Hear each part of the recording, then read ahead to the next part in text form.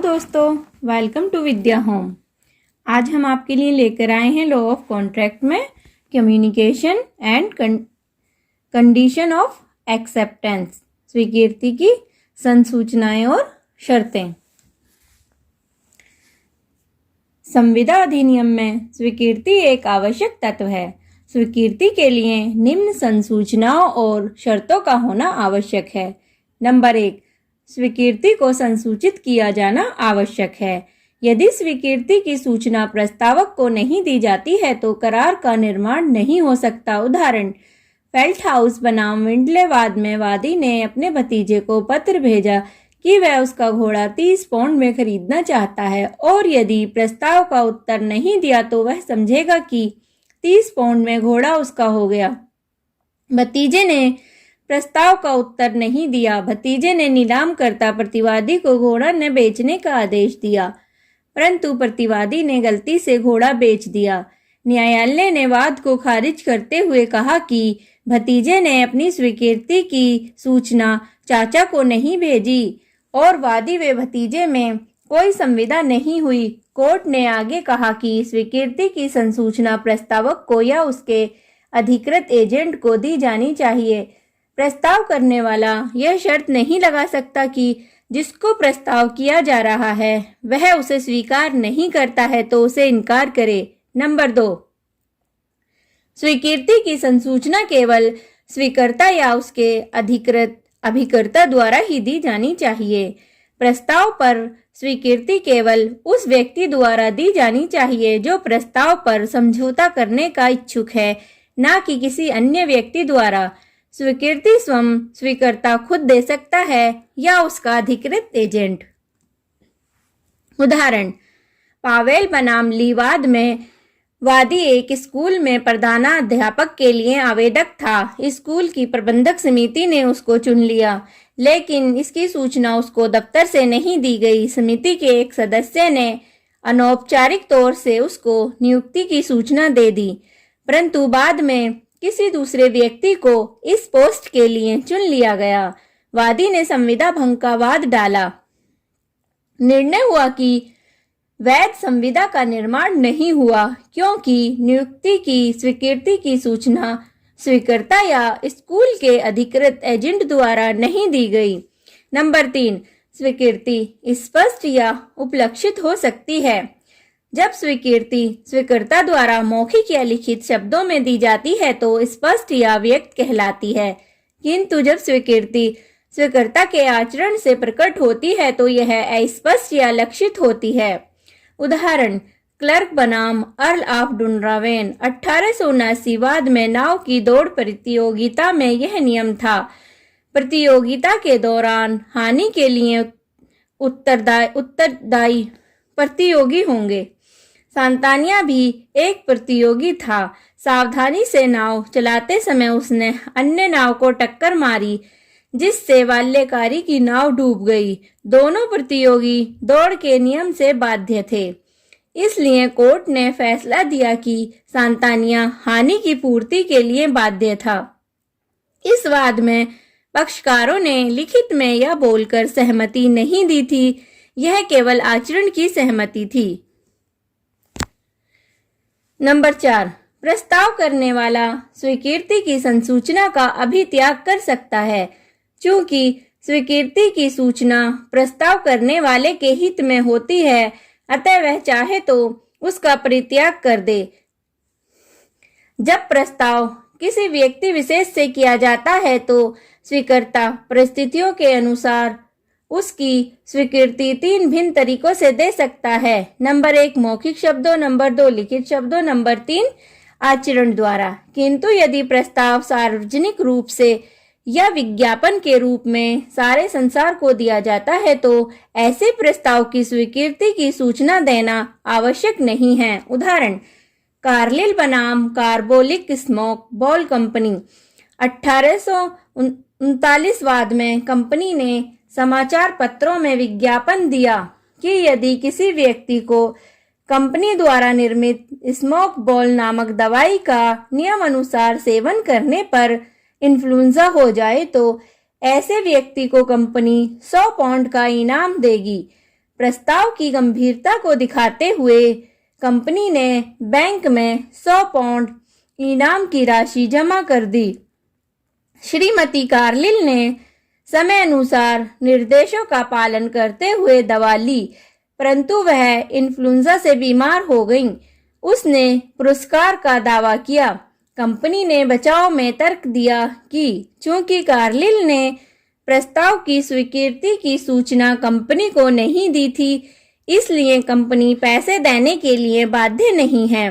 Court ने निर्णय लिया कि जब पुरस्कार या कोई संपत्ति को पाने के विषय में आम प्रस्ताव किया जाता है तो प्रस्ताव की स्वीकृति की सूचना देना आवश्यक नहीं, क्योंकि यह माना जाएगा कि कंपनी ने स्वीकृति होने की सूचना प्राप्त करने के अधिकार को छोड़ दिया था।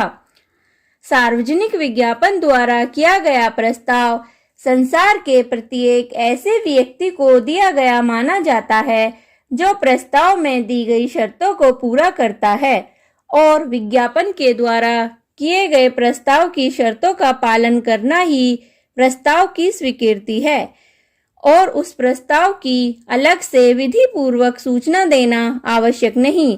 अतः श्रीमती कार्लिल को इनाम की राशि देना आवश्यक है। नंबर 5, स्वीकृति पूर्ण तथा बिना शर्तों के होनी चाहिए तथा वह प्रस्ताव की शर्तों के समान होनी चाहिए। धारा 7 के अनुसार एक प्रस्ताव को प्रतिज्ञा का रूप देने के लिए स्वीकृति पूर्ण तथा शर्तहीन होनी चाहिए। यदि किसी स्वीकृति में कुछ नई बातें जोड़ दी जाती हैं तो वह आरंभ से ही प्रभावहीन होती है। ऐसी स्वीकृति को सही अर्थों में स्वीकृति न कहकर उप प्रस्ताव काउंटर प्रपोजल कहते हैं। उदाहरण, बा ने आ के मकान को खरीदने का इस शर्त के साथ प्रस्ताव किया कि वह मकान का कब्जा 31 जुलाई या उससे पहले मिलना चाहिए। आ ने प्रस्ताव स्वीकार करते हुआ कहा कि वह 31 अगस्त को कब्जा देगा।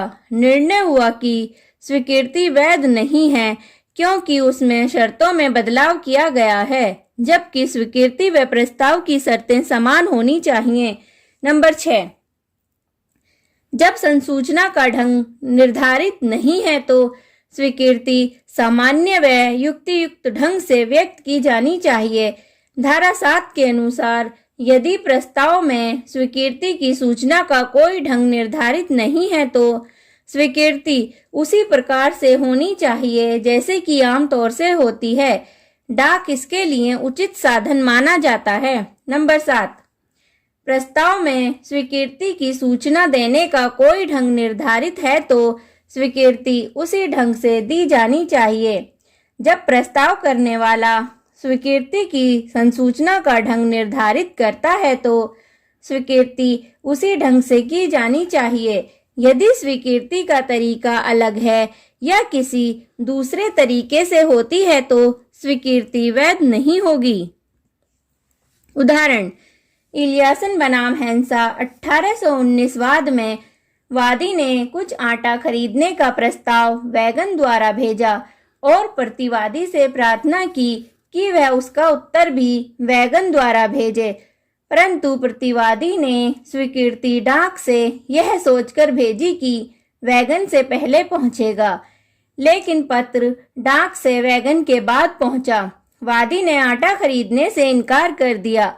अमेरिका के सुप्रीम कोर्ट ने निर्णय दिया कि वादी को अधिकार था कि वह आटा खरीदने से इनकार कर दे, क्योंकि प्रतिवादी ने संसूचना के ढंग का पालन नहीं किया था। नंबर 8, स्वीकृति वैध नहीं हो सकती जब तक कि प्रस्ताव का ज्ञान न हो।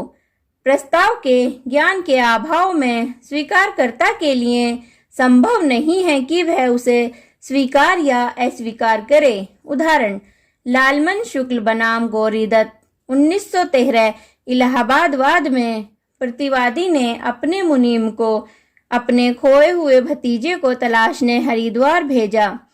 फिर उसके बाद खोए हुए लड़के को तलाशने वाले के लिए इनाम घोषित किया, लेकिन मुनीम को इसका ज्ञान नहीं था और वह भतीजे को तलाश कर घर वापस ले आया। इनाम का पता चलने पर उसने इनाम के लिए वाद दायर किया। कोर्ट ने निर्णय दिया कि प्रस्ताव का ज्ञान हुए बिना उसको स्वीकार नहीं किया जा सकता, इसलिए वादी इनाम प्राप्त करने का अधिकारी नहीं था। नंबर 9, स्वीकृति पूर्ण होती है जब उसका पारेषण कर दिया जाता है। धारा 4 के अनुसार स्वीकृति की संसूचना उस समय पूर्ण होती है जब उसका पारेषण कर दिया जाता है जिससे वह स्वीकृति देने वाले की शक्ति से परे हो जाता है, परंतु स्वीकृति करने वाले के विरुद्ध सूचना तब पूर्ण होती है जब वह प्रस्तावक के ज्ञान में आ जाती है। उदाहरण, एडम्स बनाम विंडले 1818 वाद में प्रतिवादी ने एक पत्र में वादी को 2/9/1817 को कुछ ऊन बेचने का प्रस्ताव दिया। वादी को यह पत्र 5/9/1817 को प्राप्त हुआ। वादी ने उसी दिन यानी 5/9/1817 को स्वीकृति का पत्र डाक में डाल दिया, जो प्रतिवादी को 9/9/1817 को प्राप्त हुआ, परंतु प्रतिवादी ने 8/9/1817 तक प्रतीक्षा करके 9/9/1817 को ऊन किसी अन्य व्यक्ति को बेच दी। वादी ने संविदा के उल्लंघन का वाद दायर किया। न्यायालय ने निर्णय दिया कि प्रतिवादी संविदा के उल्लंघन का उत्तरदायी है। न्यायालय के अनुसार डाक द्वारा संविदा उस समय पूर्ण हो जाती है जब स्वीकृति का पत्र डाक में डाल दिया जाता है। नंबर 10, स्वीकर्ता के संबंध में स्वीकृति की सूचना उस समय पूर्ण हो जाती है जब वह प्रस्तावकर्ता के ज्ञान में आ जाती है। उदाहरण, 1000 रुपये में बा को मकान बेचने का प्रस्ताव करता है। बा डाक से स्वीकृति भेजता है। प्रस्तावकर्ता के संबंध में स्वीकृति की सूचना उस समय पूर्ण मानी जाएगी जब स्वीकृति पत्र डाक में डाला जाएगा, तथा बा स्वीकर्ता के संबंध में स्वीकृति उस समय पूर्ण मानी जाएगी जब स्वीकृति पत्र आ को मिल जाएगा। आ को स्वीकृति पत्र प्राप्त होने से पहले यदि बा चाहे तो अपनी स्वीकृति को तार द्वारा खंडित कर सकता है, क्योंकि तार डाक से पहले पहुंचता है। दोस्तों, विधि के विषय से संबंधित वीडियो और important notes and question bank के लिए नीचे दिए लिंक पर विजिट करें www.vidyahome.com। Thank you guys.